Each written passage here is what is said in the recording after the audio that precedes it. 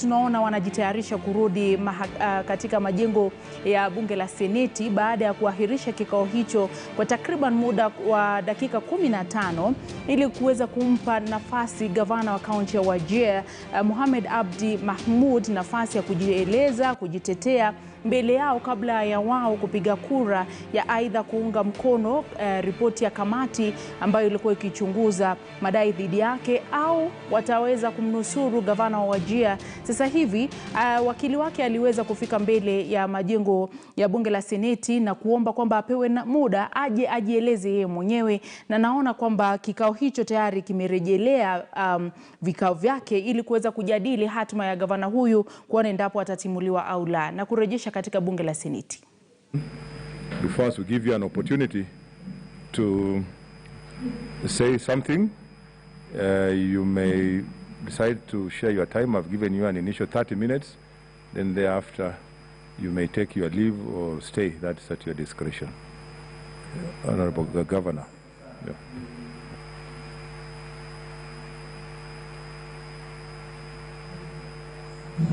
And the latitude of even adjourning the House for purposes of facilitating the appearance of the governor. The governor is here, Mr. Speaker, sir. He will briefly address you on the issue at hand, specifically the question of the status of health in Wajir County and what his regime has been able to achieve over a period of time, noting that the governor has only had a 1 year of consistency administration, noting that he just cleared his election petition in the Supreme Court in the year 2019. So factors constant, the governor will address you and offer you the achievement within 1 year of his administration following the conclusion of the election petitions. Thank you. Mr. Governor, sir. Okay, welcome.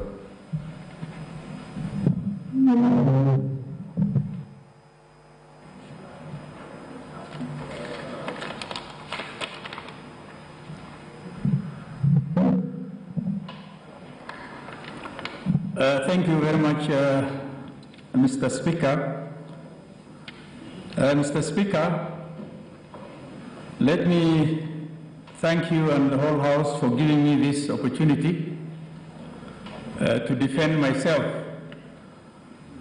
against this impeachment, which was largely political. Mr. Speaker,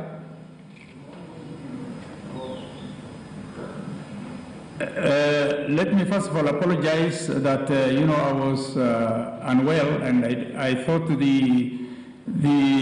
my lawyer will represent me, but I had to be told to come.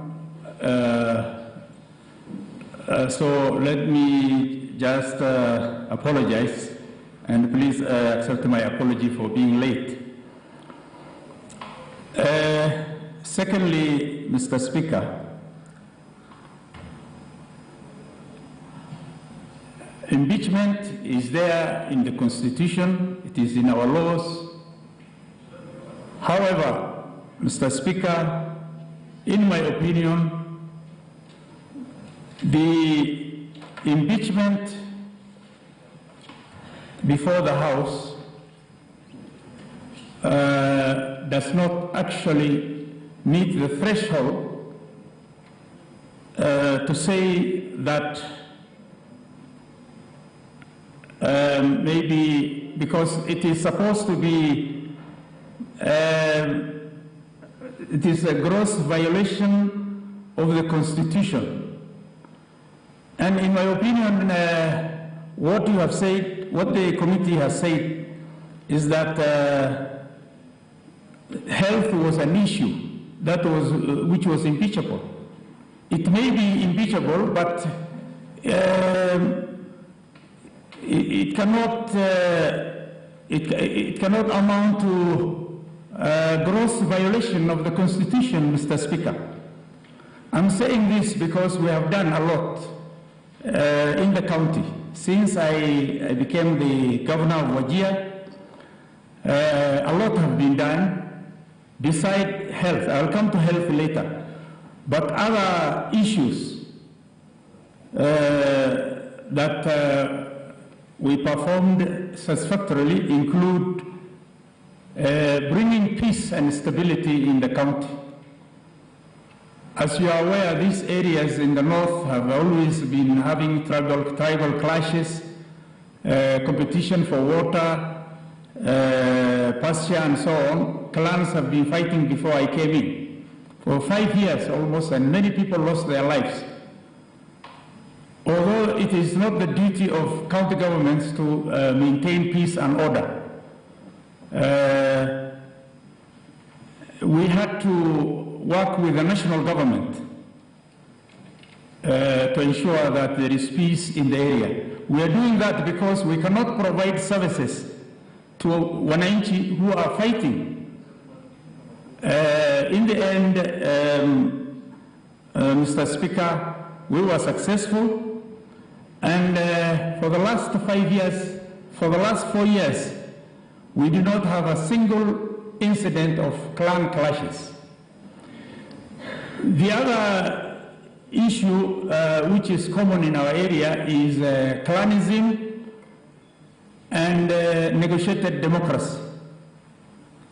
Mr. Speaker, when we are forming the government, usually at the national level it is a government of national unity. Even at the county level, we must have government of county unity.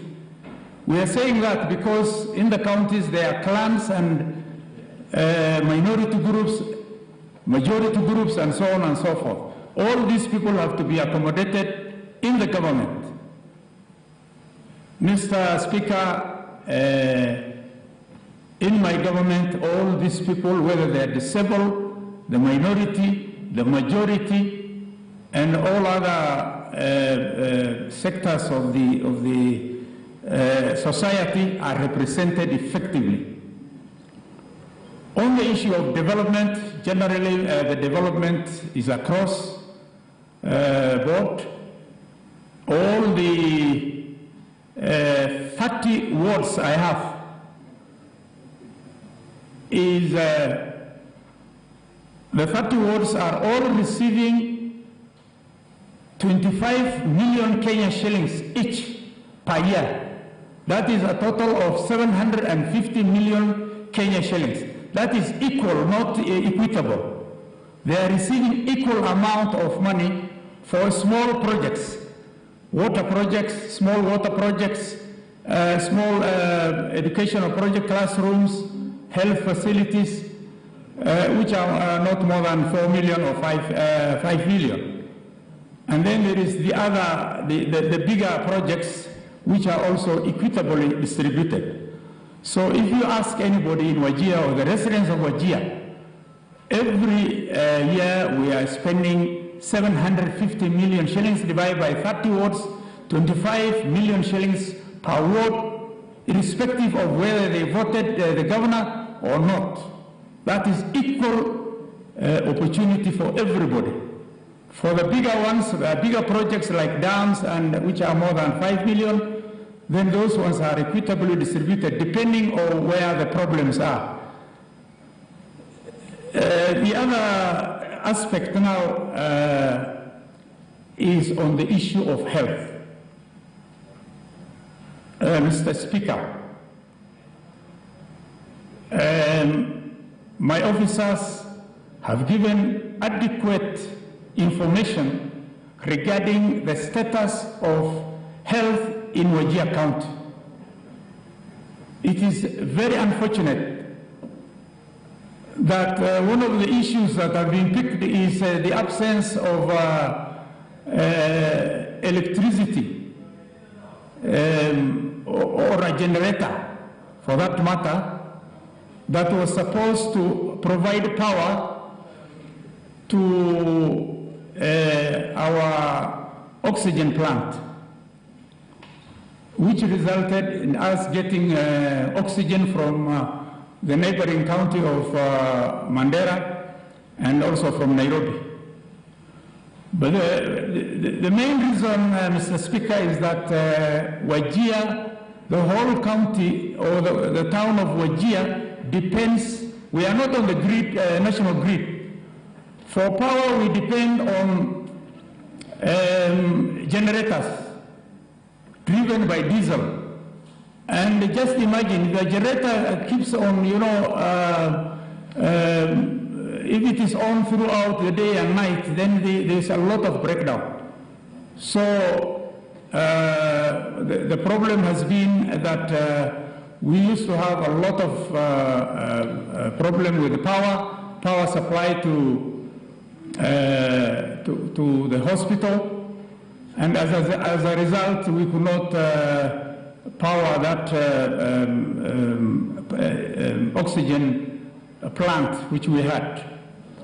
However, we have already purchased a generator, a big generator, which is about 500 kVA, that is able to provide power not only to the oxygen plant, but also it provides power to the whole hospital. The other thing which we have done since I came to be a governor of Wajir is that there are a lot of other services which we provided. We have built over 50 health facilities, dispensaries, and other small health facilities countywide. That means a lot of money has been spent on that. And this is nearly all the wards we have. At least every ward has one dispensary or more.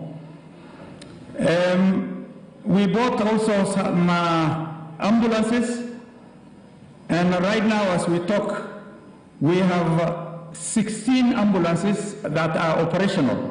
We repaired those ones that were old. We repaired them. We purchased the 3. We were given 2 by the national government and 1 by IGAD.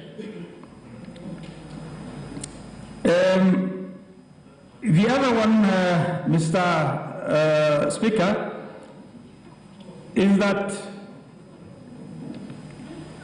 in our diagnostic survey that was carried out by the national government, Wajir County correctly diagnosed 89%. It was given 89% for diagnostic of the diseases.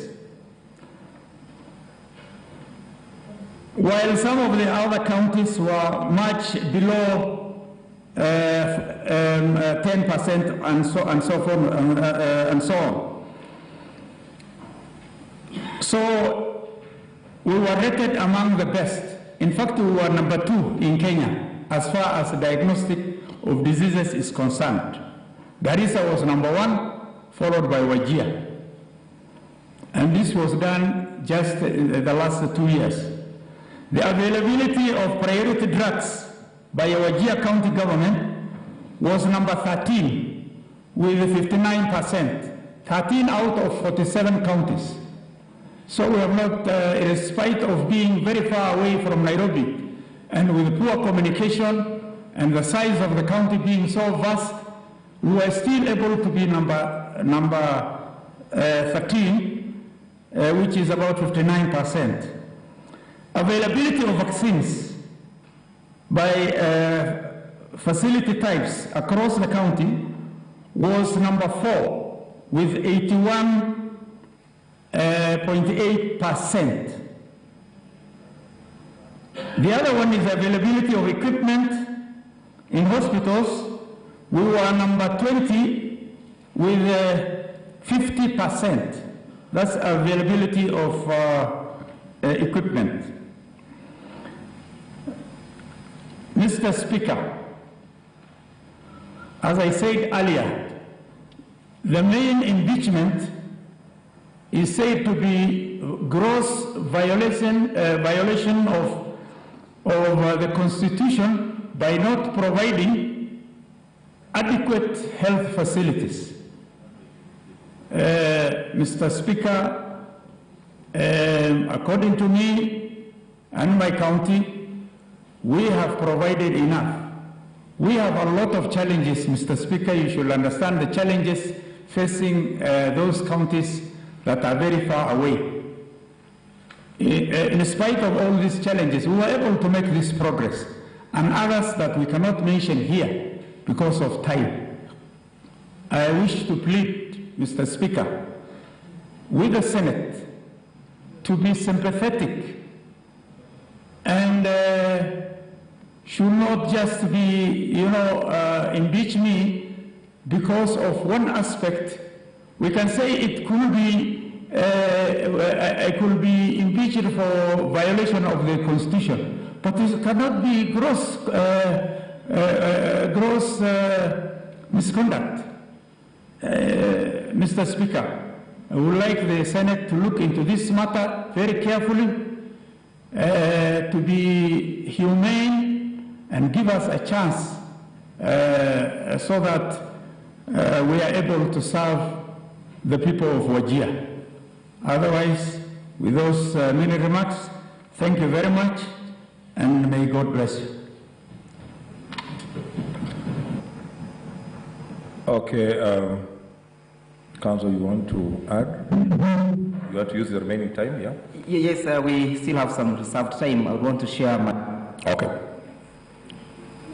Okay. My name is Sam, then I can do the Sam at Mr. Okay.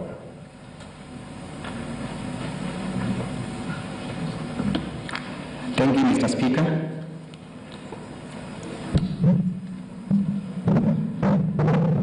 In defense of the governor, we do wish to make the following observations in respect to the report that you're going to debate this evening.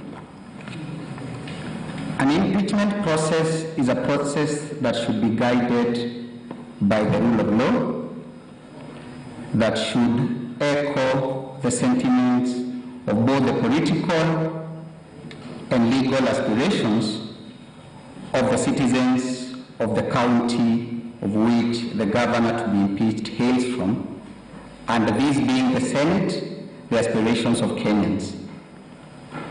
Therefore, it is prudent when interrogating the report that is before you to ensure that the threshold of impeaching the governor has been met, and the threshold is not a new phenomenon.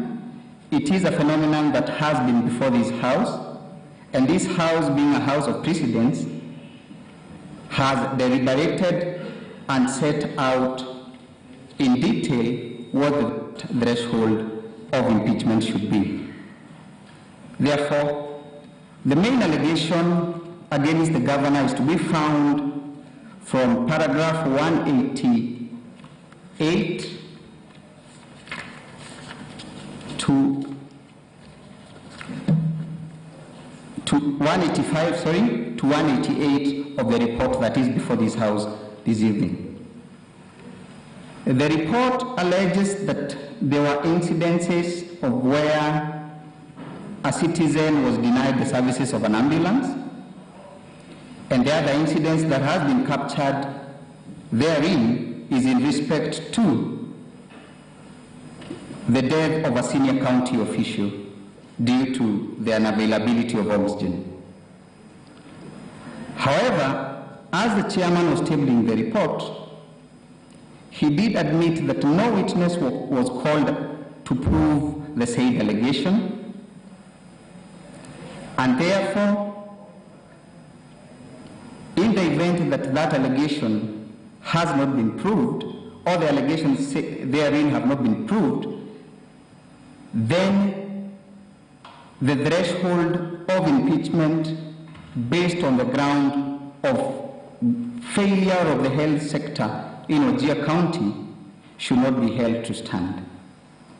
Therefore, it is an impeachment that should not solely be based on a flimsy ground of which evidence has not been tendered, an admission to the same has been done, And therefore, we urge this House that in considering the report, to look at the tenets of Article 50 on impartiality and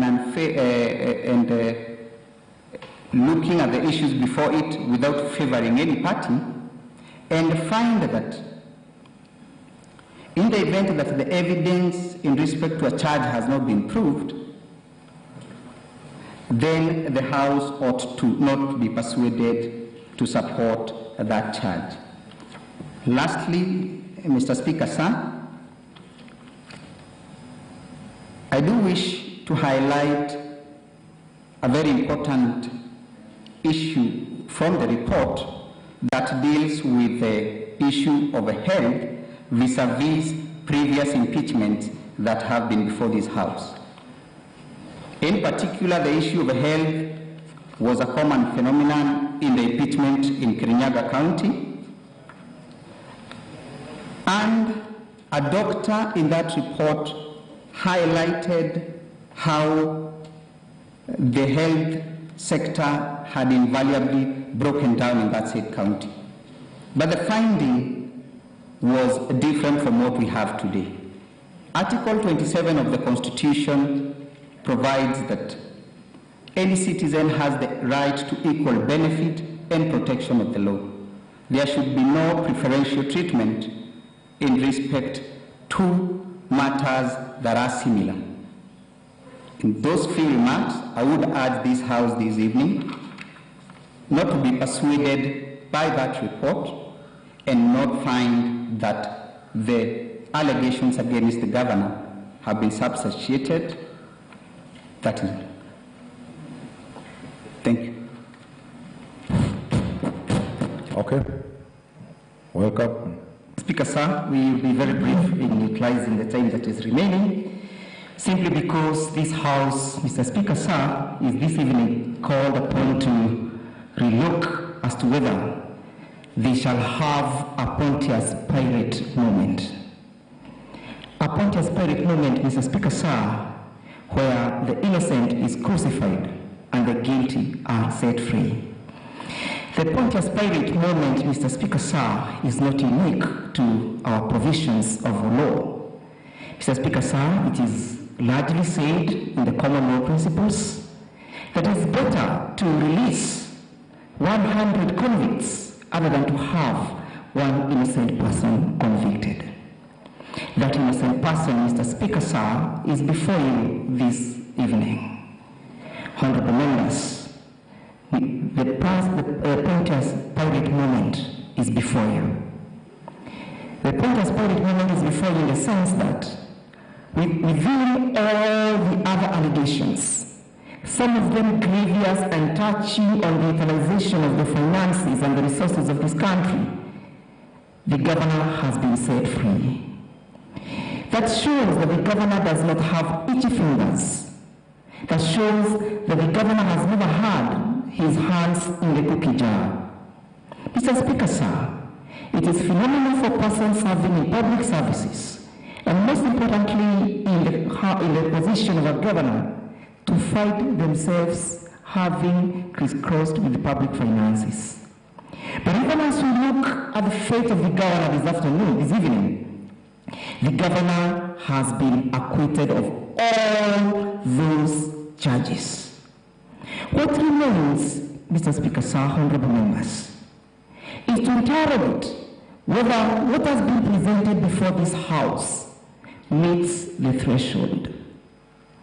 The other thing that remains to be interrogated, as my learned friend has indicated, is whether this House shall be guided by the principle of its doctrines and the doctrines of precedents that have been set previously.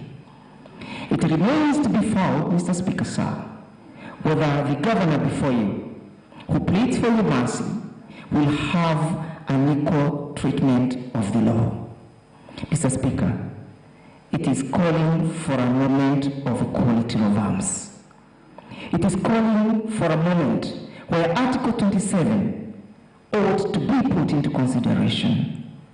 Mr. Speaker, sir, it is giving a comparative study of the impeachments that have been brought before you and before this House, And with the recent one where there was an acquittal of Governor Waiguru, the county assembly brought 3 witnesses, of whom all of them were medical doctors. The star witness being Dr. Gorgori. Mr. Speaker, sir, they give a clear analysis of how the health system had broken down in Kirinyaga County. Most importantly, the question of Kirinyaga County was not something that was happening in camera. It happened in the glare of the camera instead. You recall, there was uproars, there was halloo and outcries. The hospital was in a pathetic situation. The doctors testified. But this House returned a verdict of not guilty. Mr. Speaker, sir, there is no evidence that was tabled. There is no doctor who was called by the county assembly. The only person who testified and when put to test Brooklyn's examination was an MCA. Just one single MCA, alleging that the members of Wajir County are forced to fuel their ambulances.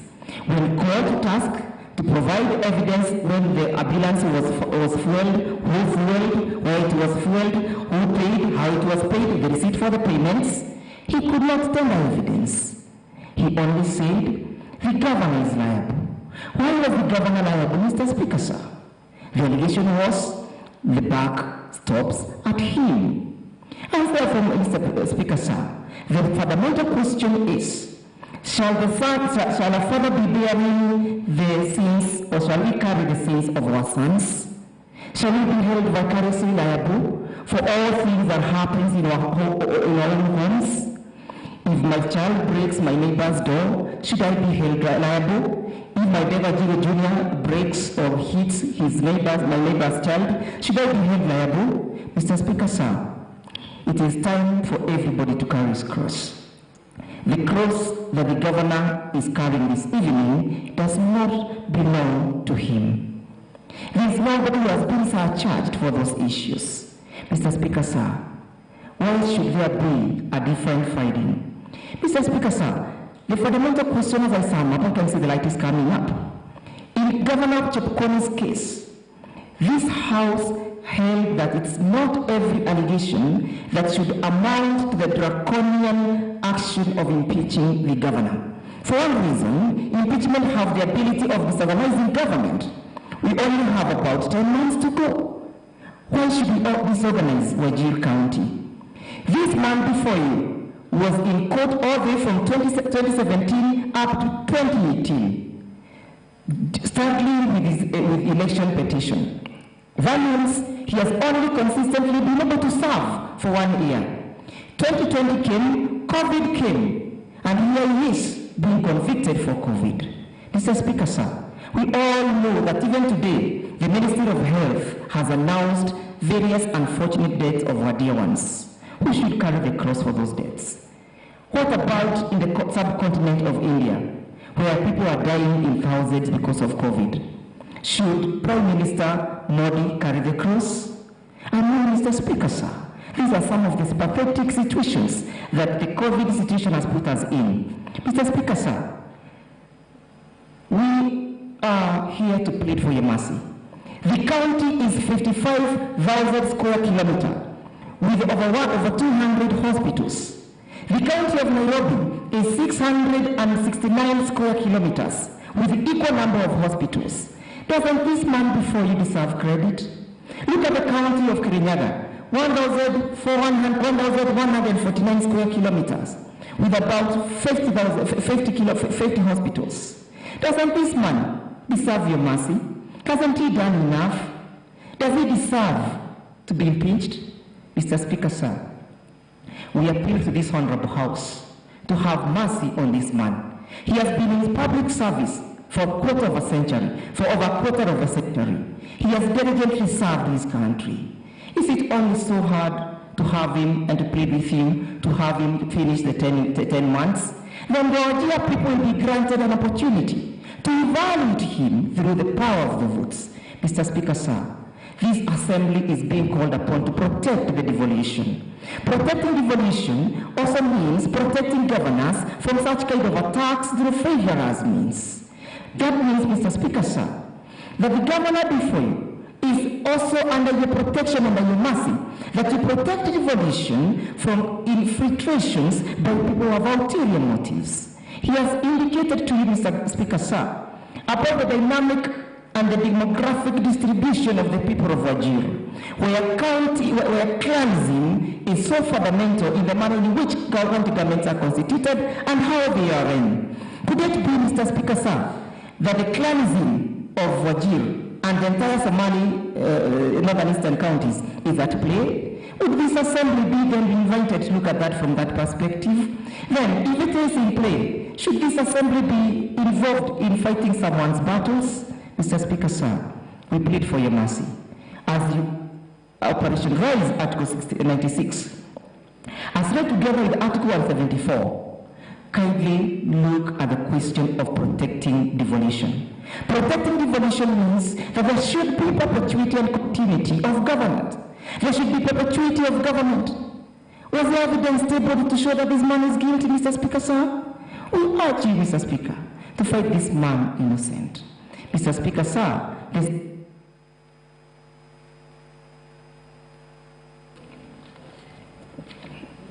Mr. Speaker, sir, okay. Again, we have the Simpson situation. If the glove does not fit, acquit. The glove that has been shown to this man of his work and his diligence, deliverance in the health sector fits that he continues. The allegations do not square out with the man before you. We so urge you, Mr. Speaker, to consider our mitigations, to consider our facts, and acquit this innocent man. Much obliged. Thank you so much, Council. Thank you very much, Honorable Governor. The floor is now open to the senators to contribute to the motion.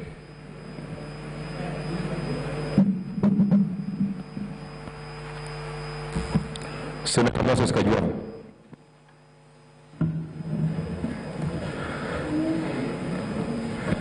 Mr. Speaker, you probably may need to give us guidance on how long we have to contribute, because I know there will be a lot of interest from members, and time is also ticking. That will also help me to organize my presentation, Mr. Speaker. Sorry, you said though? The Gazette goes up to midnight. Correct. So we have the usual 20 minutes because this is a motion. Yeah, you have the 20 minutes. Thank you, Mr. Speaker. I intend to take less than that because having listened to the governor and to his team and having read the report of the committee, I am still trying to form my thoughts about what has been brought to this House. Mr. Speaker, when this House voted to try this matter through a committee, we gave the team of 11, men and women who were not imposed on us, men and women who are chosen by our respective coalitions. Mr. Speaker, you do recall that unlike in the past, where the motion for a committee was brought by the leadership having gone through SBC, this time round, the House voted to go for a committee, and it is only upon the resolution of the House to go for a committee that the committees were constituted. Mr. Speaker, that means that this House has full confidence in the 11 men and women who went to test this matter and who have brought a report to the House today. What is the verdict of the committee? The committee is unanimous. Mr. Speaker, I've rarely seen a report that has been signed by all members of a committee. Even the report of the Justice and Legal Affairs Committee on the Building Bridges Initiative, there are a few abstentions. I think Honorable Junet Mohammed didn't sign, Opondo Kaluma did not sign, and a few others did not sign. But in this case, all the 11 members of this committee signed the report. So, Mr. Speaker, when you establish a committee to establish the allegations, and you give them resources, and you give them time, and you give them the best legal advice, and they come back and tell us that allegations are substantiated, we need to take it seriously. However, Mr. Speaker, this committee has brought to us what I would call a poison chalice. When you want to kill a cow, you go for the jugular. You don't cut the leg, hoping that by cutting the leg it will bleed to death. Mr. Speaker, there were 17 allegations and 2 charges. Out of the 17 allegations, 1 is substantiated. The others are not substantiated. This is cutting the leg of a cow for it to bleed to death. It is not going for the jugular. What we have seen in counties and our collective experience with county governments is that there is so much graft in county governments, in procurement departments, and the county assembly, which I must congratulate, because they took the bold action of deciding this matter at their local level and bringing this matter to the Senate. And I want to encourage county assemblies across the nation that there is no governor who is above the law. There is no governor who cannot be impeached, and there is no governor who cannot be brought to the Senate. Mr. Speaker, the county assembly had charges relating to procurement. The committee found them substantiated. Had allegations relating to corruption. They were found unsubstantiated. There were some very interesting allegations relating to the office of the First Lady, which is a stranger in law, Mr. Speaker. You go to all these county governments, you find people going by the names of First Lady. That's absolute hogwash. I don't see anywhere in the County Governments Act or any of the relevant pieces of statute where you have someone called a First Lady to be utilizing county resources and to be blackmailing and intimidating officers in county governments. And I like the way the chair of the committee said it, that you cannot stop a governor from being romantic and intimate with a wife. Be romantic and intimate in your bedroom and in your house, but not within the presence of the county government where you are the chief executive officer.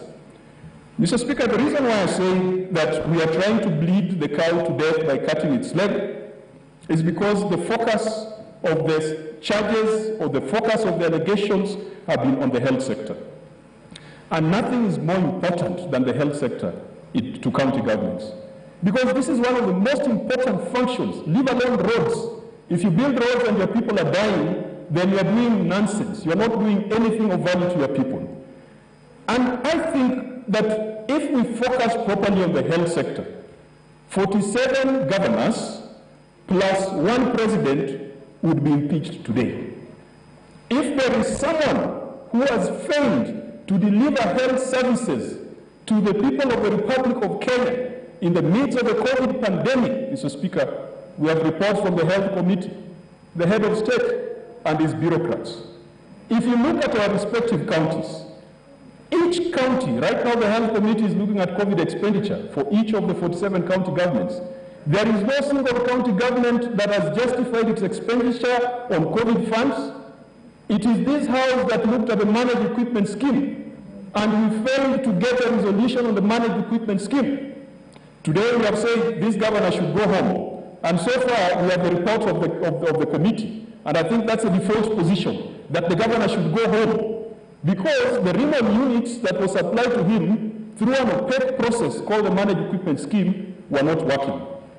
How many counties have failed to use their renal units, their dialysis units, their ICUs are not working, for reasons as small as electricity and reasons as small as the poor quality of water? I visited Samburu, Mr. Speaker. I found the managed equipment scheme equipment were all kept in boxes. Why? Because they did not have a reliable supply of water in those health facilities. But this House failed to come to a resolution. Of course, we did come to a resolution because the Health Committee told us that the managed equipment scheme was a fraud, but the House did not confirm that report by the Health Committee. But the governor has failed to put in place the renal units, and for this, he has compromised the health of the people of Wajir. Mr. Speaker, a health worker died due to lack of oxygen. This is gross negligence. But this gross negligence extends to 47 county governments. In my own county of Homa Bay, Mr. Speaker, it is sad that we lost a young nurse who was at Peracholi District Hospital, died because of COVID complications. And if the MCAs of Homa Bay are watching this, if the Wajir governor can be impeached because a health worker died because of lack of oxygen, I want to encourage them to impeach my governor because a health worker also died because the county government could not provide that health worker with appropriate care. Mr. Speaker, we have read in the report that Wajir County has allocated 22% of its budget to the health sector. I think if we did a study on allocations to the health sector by counties, this probably could rank among the best. Having sat in the Public Accounts Committee, 22% of budgets to health is no mean task. Many county governments are allocating 22% in total to development because most of their money goes into salaries and into operations. And Mr. Speaker, if indeed this is true, and because it is contained in the report, I think the county government of Wajir has done a good job by allocating that amount of money to healthcare. We have seen also the Kenya Integrated Health System and data that comes from there. We have seen the outcomes on prenatal, antenatal visits, the outcome on immunization, and the other indicators of success in the health sector. But, Mr. Speaker, the governor has not paid workers in the health sector. Strikes are the order of the day. And when strikes are the order of the day, it means that the residents of Wajir cannot get the services that they so desire. For all the 47 counties where health workers consistently strike, like Homa Bay County, like Kisumu County, like those other counties, impeach your governors, because today we are impeaching the governor of Wajir because his health workers are going on strike. And if today we establish that that is impeachable, then I want to see 47, the other 46 county governors coming to this house to be impeached if you are using the same standard. Mr. Speaker, I read in the report that out of 50 doctors, or such number, 20 doctors are away. They are away on study leave. We as senators, every other day we get calls from health workers. They have received, they have gotten scholarships. Mr. Speaker, the other day I was dealing with a case where a young doctor got a scholarship to go to Muhimbili in Tanzania to study oncology. And we know what menace cancer is in this country. And we know how short we are of qualified oncologists in our county governments. The CEC and the people in the county refused to give her the opportunity to go and study. Why? Because they thought that they had to deal with malaria and other basic things rather than issues like oncology. Even if we are impeaching the governor of Wajir today, but we must hail him for ensuring that his doctors are receiving training. 20 out of 50 doctors on training, and I hope they are on full scholarship, that they will just acquire those opportunities on their own. Mr. Speaker, that to me tells a story of a government that out of its many bad policies, at least it has one good policy on development of its staff. Mr. Speaker, the CEO of the county is the governor. The person responsible for health services is the CEC and the Chief Officer for Health. And I think the decision we are going to make today will be precedent-setting. Mr. Speaker, in the past, even when some of us here, a few of us here were governors before they came to this house, we have insisted that the governor is the Chief Executive Officer. If a spoon disappears in the stores, the governor must tell us why the spoon disappeared in the store. Because he's the CEO and the buck stops there. Now, what I've seen in many counties is that when the health sector is messed up, they first deal with the CEC Health. They first impeach the CEC Health. I don't know whether the honorable members from Wajir dealt with the CEC Health, dealt with the Chief Officer Health. But the governor cannot run away because he's the Chief Executive Officer. I would love to see a situation where the governor is being impeached and it's being confirmed at the Senate, but the CEC Health is also taking responsibility for his inefficiency and for his incapacity and for his failure to provide health services to the people of Wajir. I've seen in other counties, and Mr. Speaker, I want to use this opportunity to educate our members of county assembly, not just in Homa Bay County, but in the other 46 county assemblies. When the health sector is suffering, which is such an important evolved function, do not run around dealing with small fish, dealing with their menace. And I think that the formula of Wajir is important. That the CEO, when he wakes up in the morning, he must know what is going on in the health sector. My county, I came back from Homa Bay today. In the referral hospital, there is no toilet for outpatient visitors. In a county referral hospital, Mr. Speaker, and you ask yourself if there was going to be an outbreak of cholera or other diseases that are spread through human waste, what is going to happen? And you know what my brothers and sisters in Homa Bay did? They impeached the CC Health, Professor Buga, and then, after impeaching him, told the governor to take over the health docket. If the governor has failed in supervising his CEC, if he has failed in pushing his CEC to ensure that there is quality in that department, how else are you going to tell the governor to take over that function if he has already abdicated his duty in the first place? Mr. Speaker, if we impeach the governor of Wajir, or when we impeach the governor of Wajir, depending on where you stand, because the committee has told us we should impeach him because 1 out of 17 allegations have been substantiated. And those are our rules. That is not an invention of the chair of the committee, and that's not an invention of the 11 men and women. If one charge is substantiated and we confirm that, the governor goes home. Mr. Speaker, the issue of insecurity that cuts across not just the health sector, but even the education sector. We have seen our brothers and sisters, when they are posted to frontier counties, they clamor to come back. Are we going to build a nation where Otieno can never teach in Wajir, or where Abdullahi can never teach in Migori? Are we building a system where Wafula can never teach in Garissa? We must look at the big picture and how insecurity has impacted on certain professions, doctors, teachers, professions that you cannot develop internally. Is it impeachable that doctors and health workers are running away because of insecurity? We will impeach the governor of Wajir, and once we impeach him, let's impeach the president, because he's the one responsible for providing and guaranteeing the security of all professionals in this republic. Mr. Speaker, the will of the people, if you look at the numbers, you will see that 41% of the 118,000 voters in Wajir had confidence in Governor Mahmoud.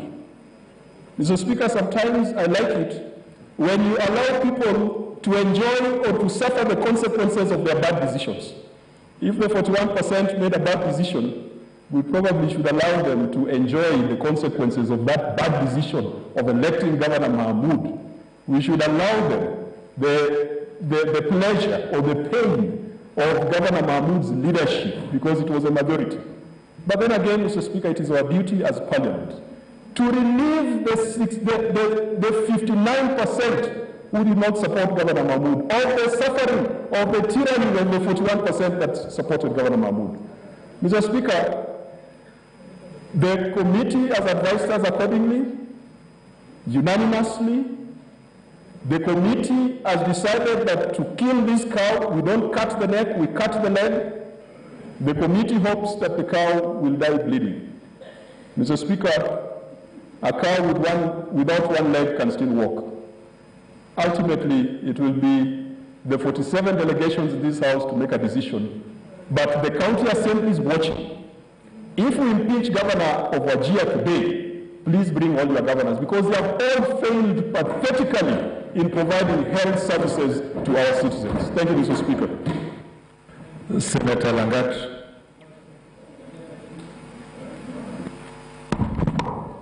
Okay, thank you, Mr. Speaker, for also giving me this particular chance to make my observation. It is very important to note, first of all, that this is a very important process, that today the people of Wajir are expecting this particular very important House at least to determine whatever it will happen to them in the next 10 months. We may ignore 10 months that these are very few months, that we can let anything to go that way. But I want to say even 1 week or even 1 day for a dangerous person means a lot to the lives of the people of this particular country. So I want to say that it is so important that we must consider every allegation that has been brought to this particular House very keenly, Mr. Speaker, so that our judgment may actually satisfy the needs and the wishes of the people of Wajir. I want to say that, Mr. Speaker, in charges that are brought before us, I've read, and I can see the first one, that gross violation of the Constitution of Kenya 2010, the County Government Act 2012, and public procurement and disposal, all those. This is a very serious violation, and we are seeing all this happening in our counties. Just as once upon a time, Senator Wetangula says, in every 5 years, this particular country